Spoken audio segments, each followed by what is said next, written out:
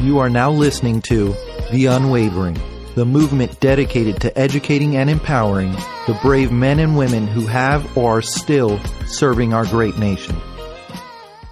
Hey, what's up everyone? This is Kevin with another episode of The Unwavering. For those of you guys who don't know, we started this project because we wanted to pay respect to the friends, the family that have been out there consistently serving. So for those of you guys out there serving, putting yourselves in harm's way, for us and our families, thank you very much. I want to go ahead and pass the mic over and introduce the rest of today's cast. Hey guys, I'm Dan, veteran of the United States Navy. I served 5 years underwater on a submarine. Today's topic, I really don't know too much about, but I'd like to introduce you to somebody who knows a little bit more than me. We got Gerard over here.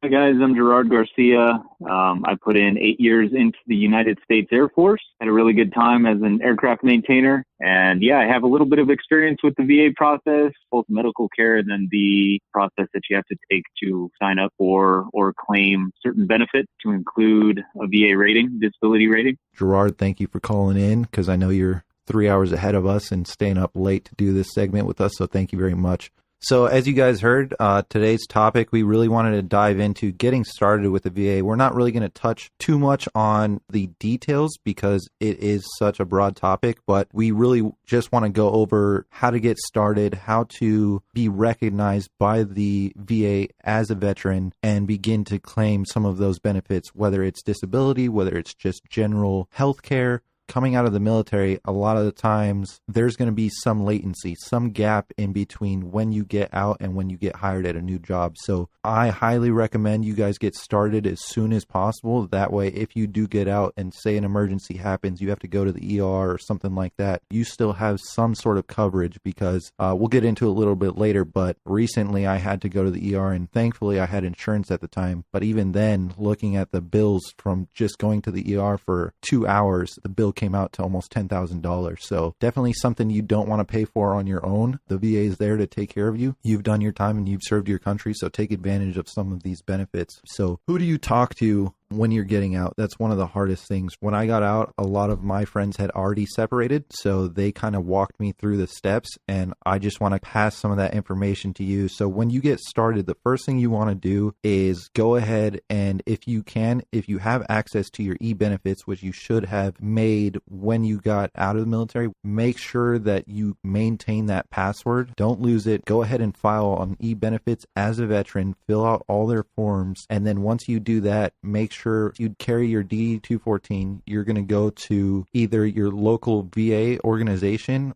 the Veterans Benefit Administration, or the Disabled American Veterans, and all these different locations. They'll have representatives there that can go ahead and walk you through the process. But those are just some of the people that you can talk to. I'll go ahead and hand it over to Gerard, who can kind of walk us through some of his experiences and some things that hopefully can help you and your families as well.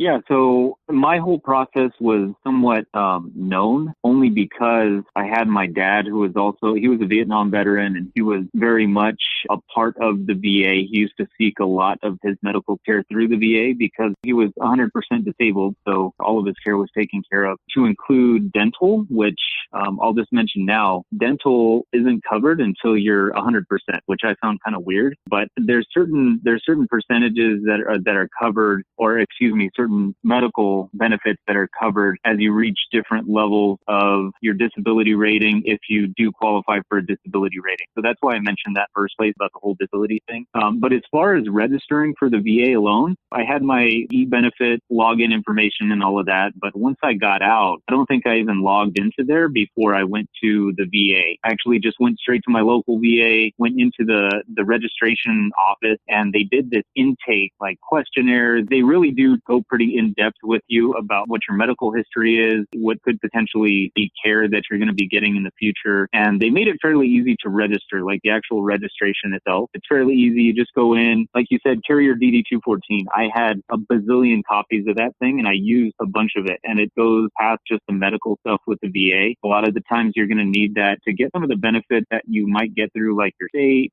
motor vehicle, things like that. You might have to present some of those things. So DD-214 is really important. The actual process, it's fairly easy, even if you do just walk in. If I can interrupt you for a second, for everybody listening, any documentation that you receive from the military, DD-214s, any medical records, dental records, make sure you make multiple copies of those. Keep some with you, keep some at home, because there's going to be times, like for me recently, I went to the VA and I've been out for over a year now. When I went in there, they had no recollection of any of my medical history. So now I have to contact DC and see if they can locate my records, because everything's been lost. And unfortunately, I made the mistake of not keeping copies of those. So now I'm having to go through the process of making phone calls and tracking those down. So make sure that you make multiple copies, keep them in safe locations. You're going to need them from time to time. So me never having like done any of this, because, you know, I can sit here and say, yeah, I'm like a healthy individual, but then end of the day, maybe there's stuff that's like a little bit messed up with me from my time related to the submarine. There's a lot messed up with me regardless. But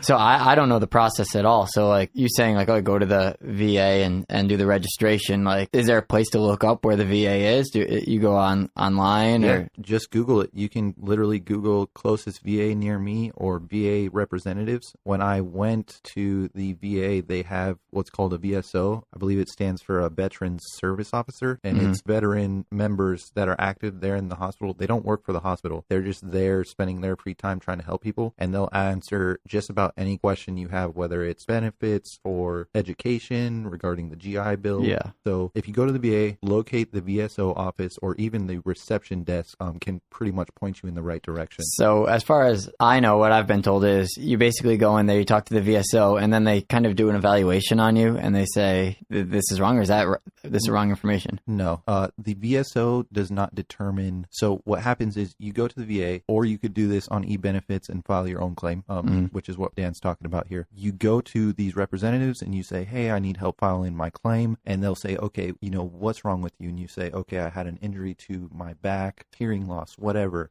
happened to you. You're going to list all those things out. They're just going to document it and file a claim. They're not there to determine judge. disability or whatever. They're not medical officers, so they won't make that claim. Maybe Gerard, you can kind of explain this a little bit better than I am. So I'm not sure if you had the same experience, Kevin, but there was a difference between my intake, I guess, like evaluation, and then also my claim evaluation. That was something completely different. When I first went in there, they actually sat me down and they were like, hey, do you have anything that's like wrong with you? After my registration, they actually had an appointment for me directly after that registration. And they were like, hey, go in here and go and speak to these people. And they're just going to do kind of an overall evaluation to see where we need to stick you. Like if I complained about any type of mental issues that I was having, or if I was having a lot of anxiety, which I was at the time, they took that and they were like, oh, okay, so you're having anxiety issues. Let's try and get you into see a psychiatrist or a therapist or whatever the case. It was. I just wanted to make the separation there. Just because you're going into the VA and getting kind of an evaluation doesn't necessarily mean that you're going in for a claim for disability or anything like that. When I went for my actual disability claim, which those same people said, hey, you might want to go and speak to a representative about potentially putting in a claim for disability because you are kind of screwed up. So I did that. I went and spoke to one of the DAV representatives that was actually there in office in the San Diego VA. In my case, he was actually in office, and there were a couple representatives from different places, different entities, one of them being the DAV, and that person actually put in my claim. But yeah, sorry to kind of hijack that whole conversation. I just wanted to make sure that everybody knew that there is a clear distinction between a disability claim and then just registering with the VA and getting your medical care. Right. You are 100% correct. So we'll kind of tie it back to the original statement, which was getting registered with the VA as a veteran. So like Gerard said, that's going to be a separate process. You just go in there. You're going to provide them with a DD-214, I believe, one, if not two forms of identification. You're going to fill out forms, and it's going to ask you, are you employed? Do you currently have health coverage? Questions like that. You're going to fill that out, and then they're going to provide you with medical coverage for a certain period of years. Now, I don't want to say complimentary, but that's all things that you've earned just because of your service. Now, if you are found to be disabled, then that's when they're going to say, okay, you rate this much percentage, you'll get hearing, vision, and medical. Or if you're 100%, like Gerard said, then you'll also get dental. But for that process, it's going to be different. He's right. The VA, they do not perform the evaluation on you. Yes, because it would be essentially like a conflict of interest. That makes sense. So what they do is they will get you to sit down with a third-party organization, an independent doctor who's going to evaluate you on behalf of the VA. How important is it that you have already had this documented in your service record while you were in the military? That is a great question, because a lot of people, and that's what I was told, was like, hey, if it's not in your medical record, it doesn't exist. It never happened, which I thought for the longest time, but that's actually incorrect. The same thing I was told. Yeah, no, that's incorrect. So say I had no documentation of being flat-footed in the military, right? But then I get out and it's like causing me pain, and they're like, well, did you wear boots every day? Did you do this, this, and this? They know because I was running around marching in boots, it is service-related, They right? can look at it and say it's likely that this occurred due to your time in the service, and because of that, we owe you this percentage, or they'll evaluate that at a later time. Yeah, that's up to the evaluator. We don't make those calls. You just tell them what's wrong with you. But to answer your question for everyone listening, just because you have not been seen or diagnosed for something while you were in the military, you can still go ahead and bring it up. Now, obviously that's within reason. Like, we're not saying, oh, just claim all sorts of stuff that isn't true or didn't happen as a result of the military. But what I am trying to tell you is, if you've heard in the past that if it's not documented, then you can't claim it, that's completely false. Well, like, kind of related. So we got this guy that we work with. I call him Grandpa Rick. He served in the Navy during Vietnam, and he's been going to the VA, he's talking to me and telling me that he's claiming Agent Orange after all these years. But there doesn't really seem to be a time limit on when you can claim these, or when you start noticing the effects. No, and that's why the earlier that you get started. So if you claim all of these things, and Gerard, please feel free to, cut me off at any time. But if you claim any of these things and say they give you a rating of 0%, 0%, a lot of people think that that's a bad thing. It's not. If they give you a 0%, that means, in your friend's case, right? They can only go up from there. Right. It means there's a possibility that that Agent Orange that he experienced during Vietnam may somehow cause cancer. It may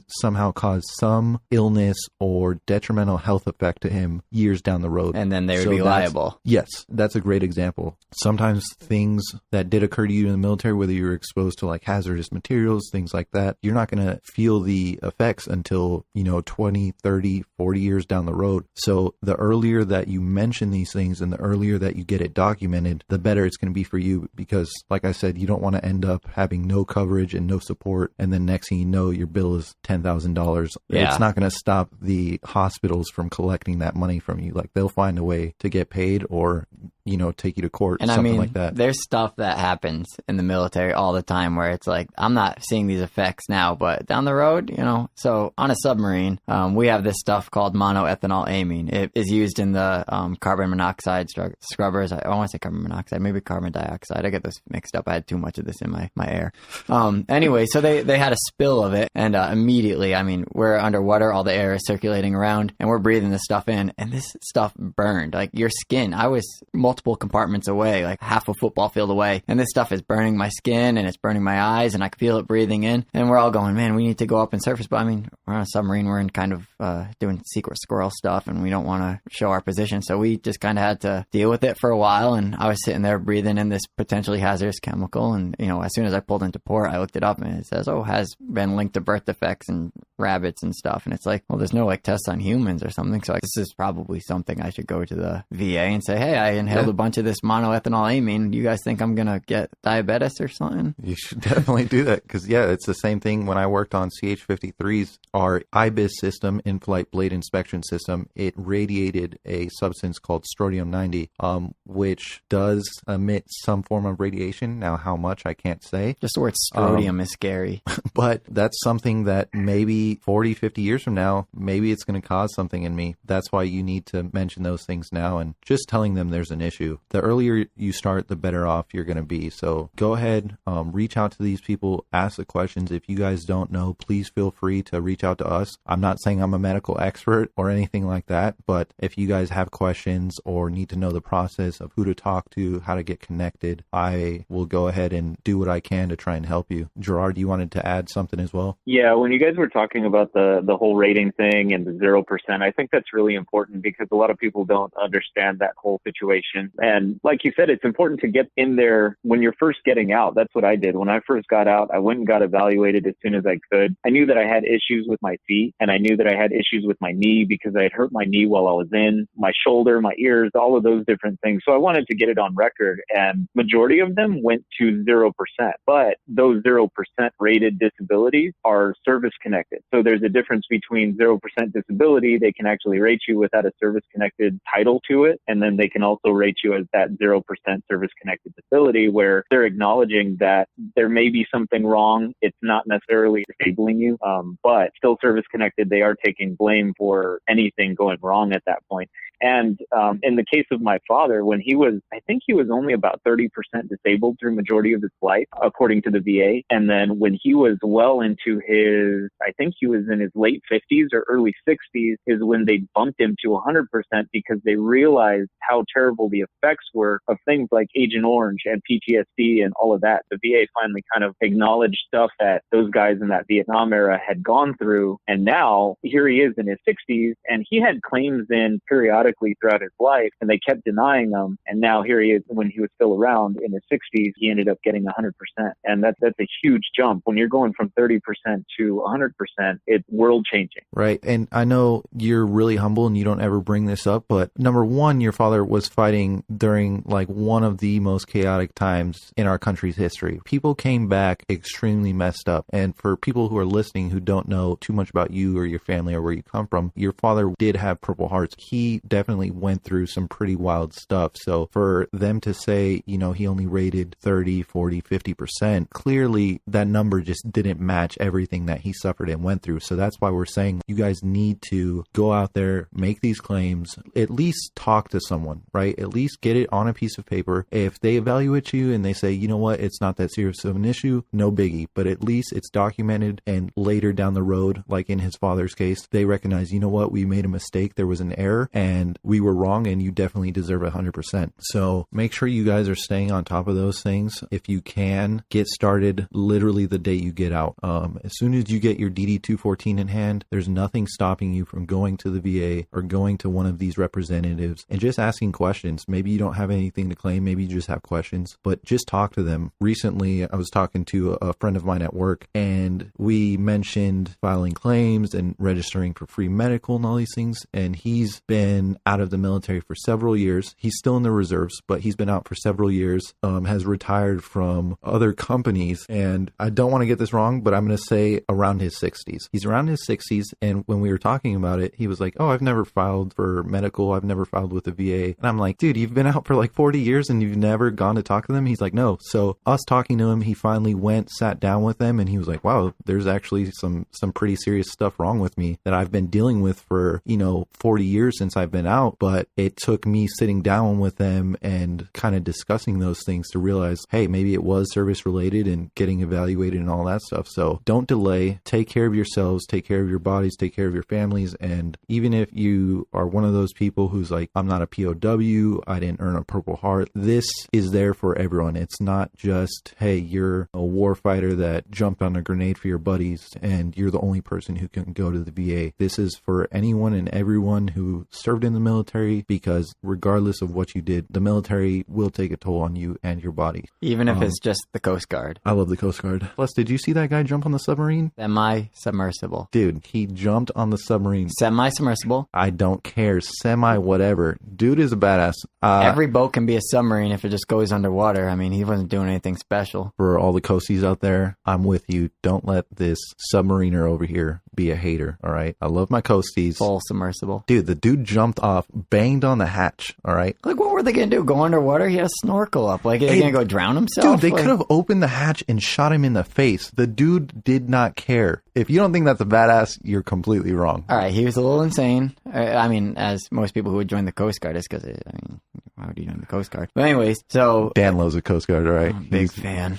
I love the Coast Guard, man. I have some really great friends in there. Beautiful people. Anyways, so yes, back to what we were saying. Make sure you guys file these claims now. You don't want to end up, like in Dan's colleague's case where he could be possibly suffering from Agent Orange and nothing has been done about it. You don't want to end up in the case, like Gerard said his dad was, where he was fighting for all these years and it took literally years for them to recognize that he deserved 100%. And start filing those claims now. It's not just about the compensation either. I mean, the money part of it is huge, but to get the care and to get the help, once they recognize that, okay, you have this ailment due to your service, now they're like responsible to treat that and help you through that. You're no longer, that's not on your shoulders anymore. Right. Yeah. I would give any amount of money to have my health. I can give two shits about the money. I apologize, but I don't care about the money. I care that if I have an issue, they're going to take the time to hear me out, most importantly, because I feel like a lot of people are just like, yeah, whatever. And that's one thing I will say. I'm attached to the West Los Angeles VA and I love them. Since I've been there, they have been absolutely incredible. I've been there 5 times and every single time I go there, they go out of their way. Even if I have like a stupid question or I don't know where something's at in the building, they'll literally walk with me all the way there. They are incredible. But for me, I messed up my back. So some days I'm fine and some days I end up in the ER because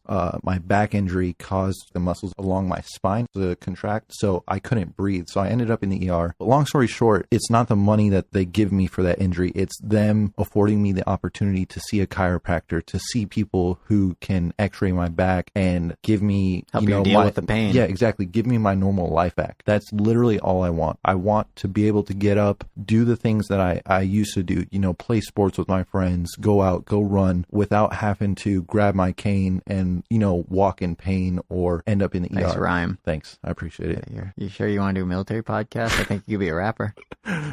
No, I'm staying out of the rap game. But yeah, that's my big push for you guys. I'm here because it's about getting our normal lives back and being able to spend time with family, being able to go surf in the ocean, being able to run and do all of these activities and have a normal life like we had back in the day. And that's really all I want for you guys, to be able to live a normal life without pain. Gerard, do you have... I think you really hit the nail on the head, man. It really is about getting help. And that's said a lot. And a lot of the times, a lot of guys will sit back and be like, well, I don't need anything from the military. And I think that's even a whole nother episode that we could delve into, is the mindset behind what the VA actually gives you and whether you're taking something that you feel like you don't deserve or whatever the case is. But ultimately, even if you don't recognize that you have some issues, I know it took a lot for me to actually go for some of the issues that I have.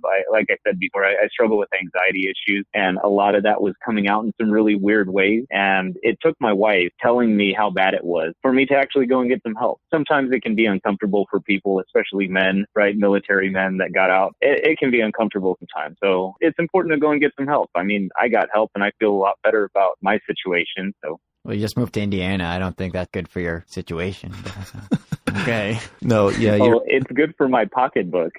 Hey, if that's what makes you happy, man, then by all means. But that's great that you said that. I don't really want to stay on the topic too long, but I definitely am glad that you brought that up. Don't be too proud. If people see something different about you, like go mention, how you're feeling. Be willing to open up and talk about those things because your health is a huge concern. So don't be too proud. Seek help out. Anyways, guys, I wanted to go ahead and wrap this episode up. As I said earlier, this is definitely an episode that we're going to touch on a lot more. I want to dive into more detail in the future in regards to claim percentages, what they mean, who you talk to, and things like that. But for now, I just want to say thank you to all the listeners. Again, if any of you guys have any questions for any of us, need any guidance or anything like that, we're not medical professionals, but we will be willing to ask those questions for you. And if it's something, personal, or you just need someone to talk to, whether it's anxiety, fear, you guys can talk to us if you feel comfortable. If not, there's people that we can connect you with. So please feel free to reach out and we'll do everything in our power to help you out. Thanks for listening to The Unwavering. Please rate and comment on Apple Podcasts. Give us a 5-star and a great comment, and we may just read it on a future episode. Also, follow us on social platforms like Instagram, Facebook, and YouTube. Be sure to check back with us next week.